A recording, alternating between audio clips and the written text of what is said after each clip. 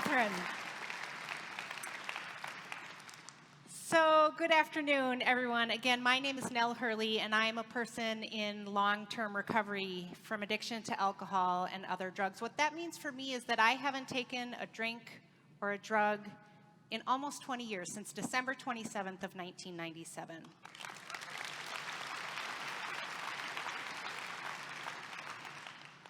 But my recovery from addiction is much, much more than just abstinence from chemicals. My recovery from addiction has given my life purpose and meaning. It's allowed me to become a better friend and family member. It's allowed me to pursue my education and earn 2 master's degrees. Being in recovery has transformed me from someone who continually took from others and from society into a person who contributes to society in so many ways. Today I vote, I pay taxes, and I obey the law. Well, except for that speeding ticket I got recently. I'm without a clicker.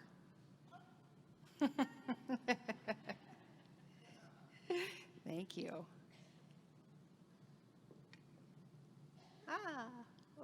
Back. There we go. I take care of my health today. In fact, in the last 20 years, I have not once visited a hospital emergency room. And let me tell you, I had many visits to the ER when I was in active addiction. And being in recovery has allowed me to work full-time for a nonprofit organization that benefits the community.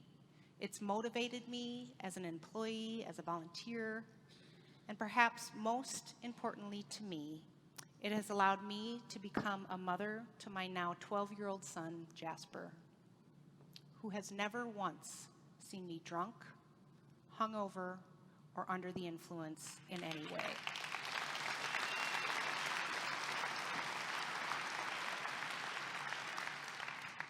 It's pretty amazing considering that I come from a long line of Irish Catholic alcoholics. The reason why, and then look, I got even luckier. I got remarried about 3 years ago, and I got 3 stepchildren out of the deal. So Nancy, Henry, and Thomas over there on the left with their little brother, their stepbrother, Jasper. There are all of our eggs in one basket, as my mother-in-law said. The reason why I'm here today and why I'm speaking out, why I'm telling you all this, is because recovery has allowed me to have the incredible life that I have today. And recovery's helped me change my life and my family's life so much for the better. And I want to make it possible for others to do the same. But I didn't do all this on my own. You see, I'm from Minnesota, also known as Minnesober, or the land of 10,000 treatment centers. So I was fortunate enough to live in a place that provided me access to treatment when I needed it. And maybe even more importantly, it offered me a thriving recovery community that I was able to plug into when I got out of treatment. The state of North Dakota is in a unique position. Your governor and the First Lady have invited you to reinvent recovery, and they're giving you the opportunity to be a part of the solution to one of the biggest problems that every community in our nation faces. We've heard this many times already today, but addiction impacts every facet of our society. But so does recovery. And by investing in recovery, by reimagining the way addiction and recovery are perceived in North Dakota and beyond, and by reinventing the way recovery support is delivered in North Dakota, you can help make things better and stronger and healthier, not only for you and in your neighborhood and for individuals, but also for families and businesses, and in healthcare and schools and churches all across your state. So, I'd like to spend the next 25 minutes or so talking to you about an important component of healthy, thriving recovery communities. This is a model called a recovery community organization. And by the way, one update to my resume. I now work for the Hazelden Betty Ford Foundation. I'm the Executive Director of National Alumni Relations and Recovery Support for the Hazelden Betty Ford Foundation. I've been there for about 3 years. Before I came to Hazelden, I was the founding Executive Director of a recovery community organization in Minnesota called Minnesota Recovery Connection. So my background is in recovery community organizations and strengthening and supporting recovery communities and community organizing. So a recovery community organization, or an RCO, is basically an independent nonprofit organization that's run and led by members of the local recovery community. This is not a treatment center, nor is it any particular program of recovery per se. Rather than providing clinical services, recovery community organizations offer programs, services, and education that help strengthen the local recovery community. The sole mission of a recovery community organization is to mobilize resources within and outside of the recovery community to increase the prevalence and quality of long-term recovery from alcohol and other drug addiction. So in essence, recovery community organizations do 3 things, and they can do lots of things under the umbrella of these 3 things, but all recovery community organizations provide education, public education and awareness, they do advocacy work, and they deliver peer-based recovery support. They provide education and awareness about addiction recovery. So as you heard this morning, stigma around not just addiction, but also around recovery is alive and well. And no wonder. So just look at the media. It's a circus of headlines announcing the latest celebrity relapse. We rarely hear the success stories of people in recovery, and we rarely hear about the 25 million Americans who are in long-term recovery today, at least not publicly. And because recovery is not very visible, there's a lot of misunderstanding around it. As William talked about this morning, and as many people have talked about throughout the day, the general perception out there still is that treatment doesn't work and addicts don't recover. Well, I'm living proof that that's just not true. And there's a lot of people in this room who are living proof that that's just not true. But before we did that countdown, would you have been able to pick them out of the crowd? No.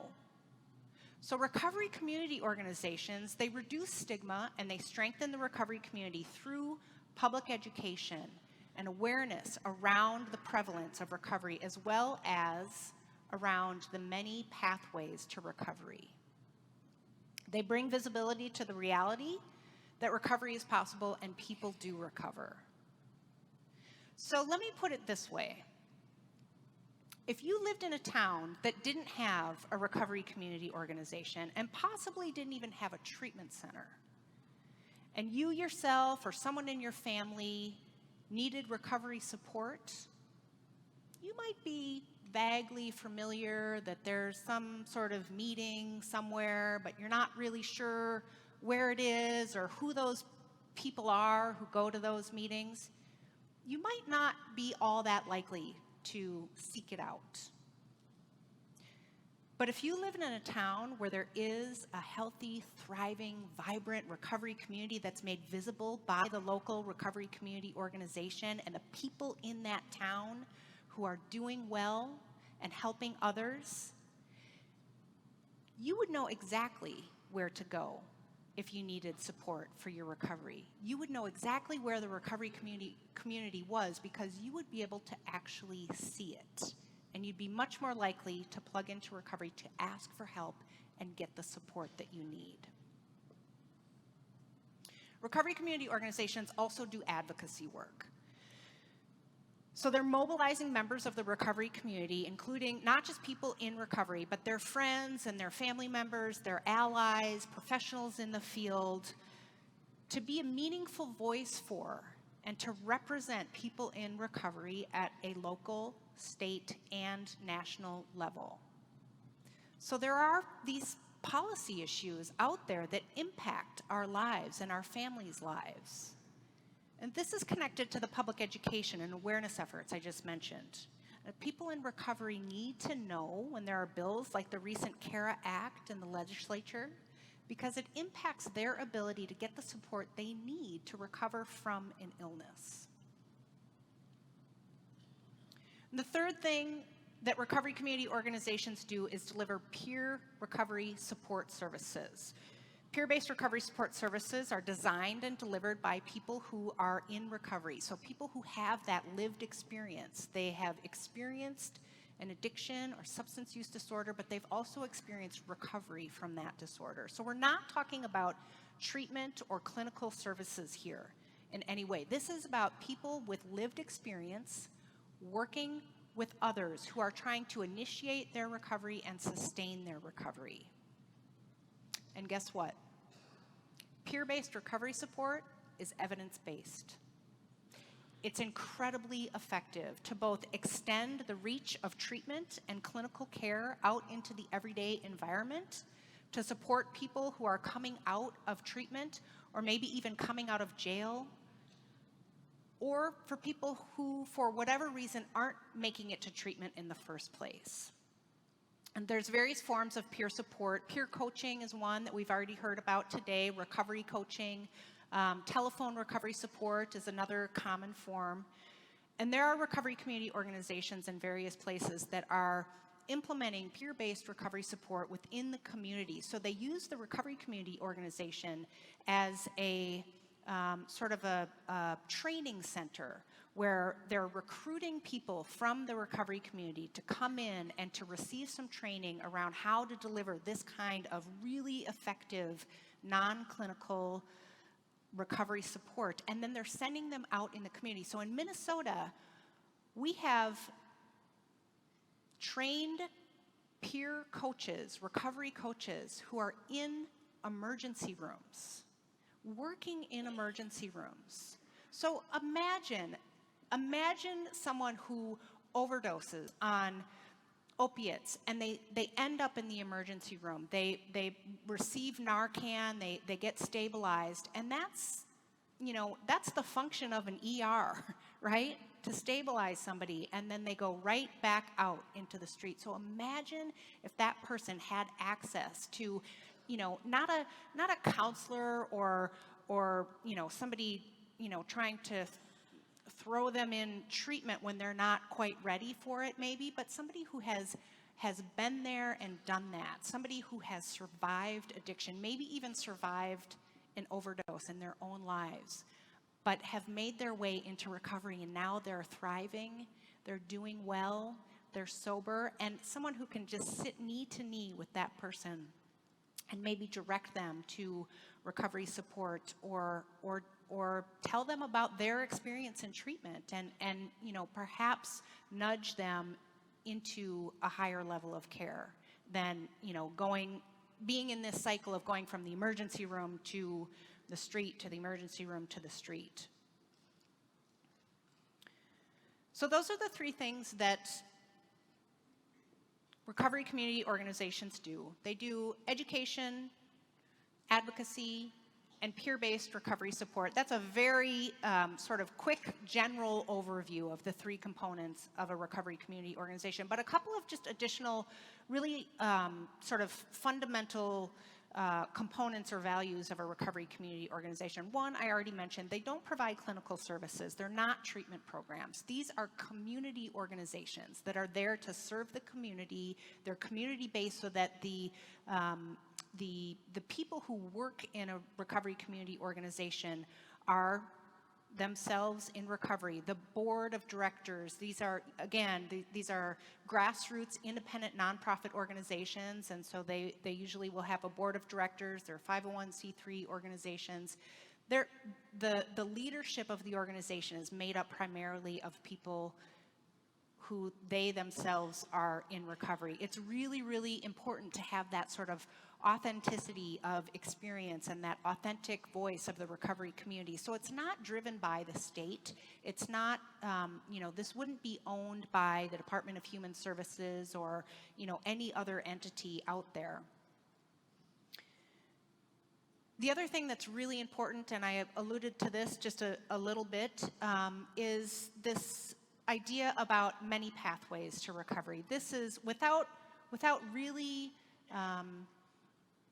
encompassing this philosophy, recovery community organizations wouldn't be all that effective. So it's very important for recovery community organizations to recognize and honor and respect all pathways to recovery. So whether a person's on the red road or recovering in AA or NA or through medication-assisted treatment, it's all valid, it's all invited, and it's all good. So recovery community organizations really help connect people who are seeking recovery, trying to initiate recovery or sustain it, to the resources that are out in the community that can help them establish and maintain their recovery. So here's more good news, and here's where this initiative can be really exciting for you. Recovery community organizations, while they have some fundamental guidelines like the ones I've just outlined already, they're specific to the community that they serve. So the RCO in Minneapolis, where I live, or where I'm from, I actually live in St. Paul, oh my gosh. The RCO in the Twin Cities would look very different probably from the RCO in Rochester, Minnesota, or in Fargo or Hartford, Connecticut, because they're specific to the communities that they serve, and they're very culturally specific to the people who are in recovery who make up that community. So while there's a framework here and you don't have to totally reinvent the wheel, there's ample room for innovation around what exactly your recovery community organization, should you decide to create one in your town, would look like. And the recovery community gets to decide. You get to decide. Maybe you want your recovery community organization to include a recovery center where people can actually, an actual building, a bricks and mortar building where people can gather for community forums and public education about recovery, or for trainings for peer support specialists. Maybe you want to get creative about how the RCO helps bring visibility to the recovery community. RCOs across the country, and by the way, there's about 300 RCOs across the United States. And it's funny, this model is not brand new. Recovery community organizations started to pop up in the late 90s when managed care came in and it became harder. Access to treatment was sort of pinched and squeezed during that period in healthcare and business. So communities really, they mobilized. They knew that they needed to do something, that they needed to increase access to treatment and recovery support. So they, again, these are these grassroots, these are labors of love. Passionate people who are in recovery would organize, and so they started doing education and advocacy work and delivering peer-based recovery support. Back in about 1998, SAMHSA, the Substance Abuse Mental Health Services Administration, the arm of the federal government, recognized that this was happening in the community, and they issued 12 grants in 1998. They were called RCSP grants, Recovery Community Support Programs. And there were 12 communities across the country that received these very first grants in the United States. White Bison was one of them, 1998. So while this sort of movement or this business model is not ages old, it's not decades old, it's not brand new either. It's not, I guess it's all relative, but it's been around for a while, and these recovery community organizations have been popping up across the country for the last 20 years. There's about, at the last time I read a statistic, there's about 275 RCOs across the country. So not every state has one, not every city or town has an RCO, but there's lots of them out there.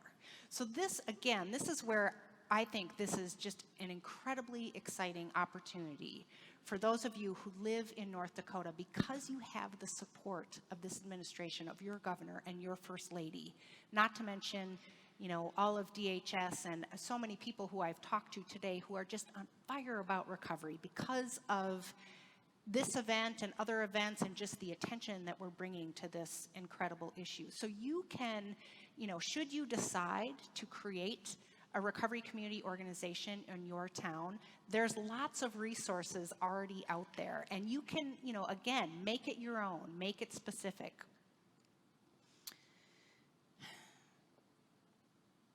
I wanted to show you this picture. This comes from Minnesota just last weekend. Because it's Recovery Month, Minnesota does a variety of different Recovery Month activities. And last weekend, we had I think it was the 7th annual Walk for Recovery.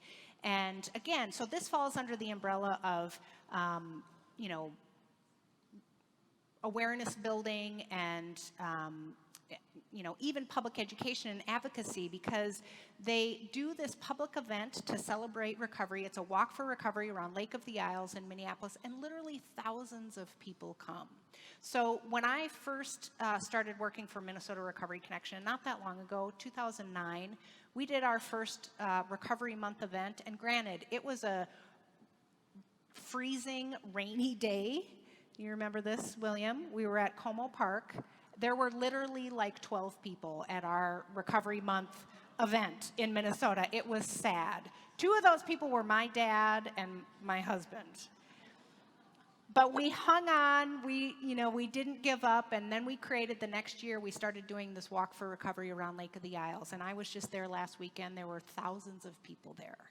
And the point is to do something like this in a public place so that the general public, again, the perception out there still is that, treatment is a waste of money because addicts don't recover and it's just a revolving door and, why bother? Because they don't see recovery. All they see are, the images that William showed this morning. And, last week it was Chevy Chase had relapsed. That's what we see in the news, in the media over and over. Lindsay Lohan and the drunk driver who killed a family of 4. But what about all of the incredible recovery that is in my community in the Twin Cities in Minnesota and in your community here in Bismarck and all across your state? It is there. You just have to find a way to bring visibility to it. You do something like this in a public place where there's thousands of people celebrating recovery, and people who are there with their families walking around the lake are like, wow, look at all these people in recovery. Like, I had no idea that this is what recovery looks like. This is what a person with addiction looks like. But this is also what recovery looks like. So for the remainder of the time, I want to give you some steps to organizing a recovery community organization.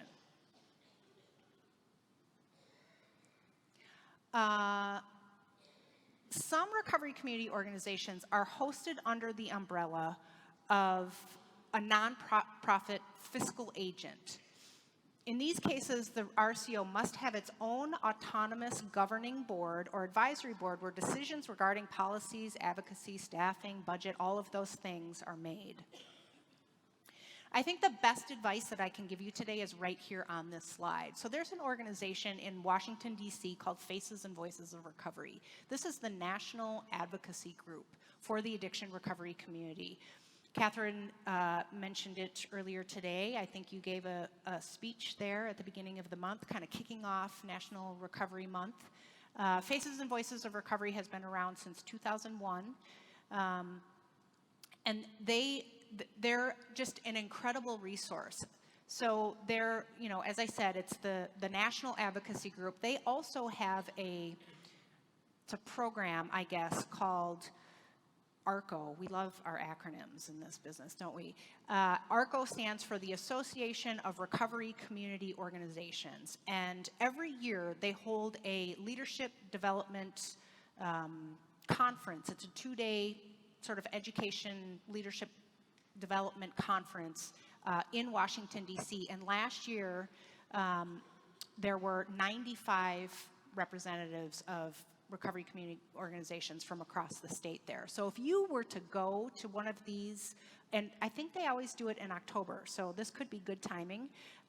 It could be coming up right around the corner here. You go to one of these things, and there are people who got those original RCSP grants back in 1998 who have been operating these healthy, thriving, just incredible, vibrant recovery community organizations for 20 years. And then there's also people there who don't even have, they just have passion in their heart, and they just want to do this for their community. And it's this 2 days of sessions and information sharing on, how do you do this? How do you get this thing off the ground? They also have a toolkit on their website, at the Faces and Voices of Recovery website. It's the Recovery Community Organization Toolkit, and that has all kinds of forms and documents and checklists and things you might not even think of, how to get a 501c, how to apply for a 501c3, just sort of the basic logistical building blocks of getting these things going. So that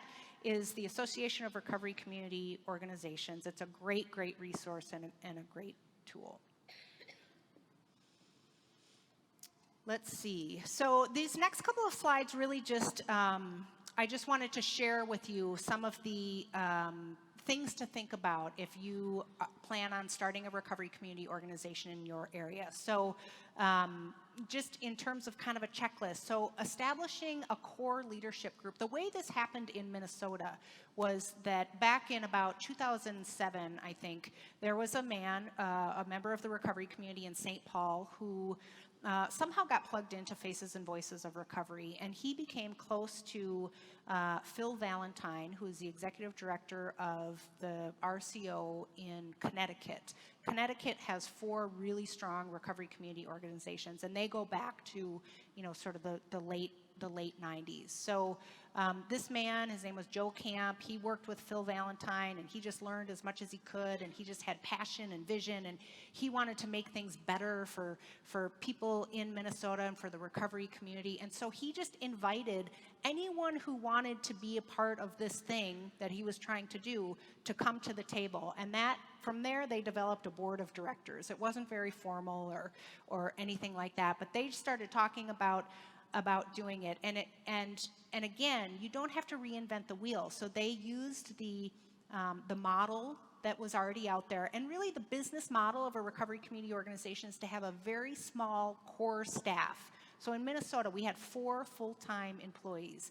But then you mobilize the recovery community, and you create this army of volunteers. And people came out of the woodwork wanting to do the walk for recovery and go through the Recovery Coach Academy training and go into jails and detox centers and emergency rooms and be of service and to give back. And even people in, who came from very specific pathways of recovery were astonishingly open to this idea of many pathways, because I think that people, by now sort of understand that, it's not just one way, and there's so much need out there. I mean, people just really wanted to jump on. So create a vision,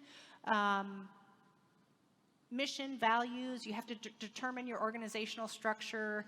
It takes a lot of outreach and recruitment. I did a lot of educating of the community my first couple of years with Minnesota Recovery Connection, because people don't necessarily know, not everyone has heard even the term or the phrase RCO, or Recovery Community Organization. If you ask people if they know what treatment is, everyone knows what treatment is. We've been doing it for so long. People just know, they know what that is. But recovery community organizations, not so much. So there is some groundwork that you need to do there. Decide on 2 to 3 things that you really want to do well, especially in that first year as you're building. So rather, sometimes it's better or more effective to do a little bit less, do 1 or 2 or 3 things well rather than 5 things maybe not so well. All recovery community organizations come from a perspective of strength, so you adopt this strengths-based approach. You can do asset mapping like Sharon and Holly talked about, where you're really looking at what do we already have in our community that we can build on. Because if you look hard enough, there's always the positive, and there's always things that you can build on in your community. So communications, marketing, cultivating champions and stakeholders, those things are all really important. These next couple of slides, again, just have to do with asset mapping. This can all be found in the the toolkit on the Faces and Voices of Recovery website through the Association of Recovery Community Organizations, which is a mouthful. This slide is important. These are just some of the resources that I'll start your asset mapping for you. You already have tons of resources right here in this room, starting with this conference, Reinventing Recovery, the North Dakota Department of Human Services Behavioral Health Division, Faces and Voices of Recovery in Washington, D.C. William White is a recovery advocate and historian. He has a blog and a website where he's just a prolific writer, and he's done research, and there's data out there about peer-based recovery support and its effectiveness. That's a great resource to look at if you are interested in starting a recovery community organization. Face It Together is a recovery community organization out of Sioux Falls, South Dakota. I know that David Whitesock is here today. And, you know, this is really about a collaborative spirit. So, you know, use other people who are working in recovery community organizations to. I have never in my life been in a more collaborative environment than those leadership development workshops that I went through Faces and Voices of Recovery, where they bring together executive directors of RCOs from across the country. Everyone's like, how'd you do this, and how'd you do that, and how do you get a 501c3, and how do you do a peer recovery support training? And it's just this unbelievable sharing of information and resources. It's an incredible thing. Regroup is another sort of local recovery community organization. It's based in Moorhead. Facing Addiction is a anti-stigma organization. And then, of course, SAMHSA. There's a lot of resources on their website as well. So here's your call to action. If you decide to start a recovery community organization in your community, contact one or several of the resources listed on the previous slide. There's also going to be a link to Faces and Voices of Recovery on the Reinventing Recovery website by the end of today. Visit that website, download the ARCO toolkit, communicate your plans to organize through the Department of Human Services Behavioral Health Division. What an incredible, that's best for last. Incredible opportunity you guys have with the support of the governor and the First Lady, who are providing you the opportunity to be part of a new recovery advocacy movement that's underway. It's building strong grassroots recovery community organizations and linking these RCOs to a national movement to develop recovery leaders and offer opportunities for the recovery community to express their collective voice on issues of common concern. So, this last slide, just in case anyone has, in the time that I have been talking, forgotten about the real reason why and what this is all about. It's about people. It's about this guy and all of our loved ones. So thank you.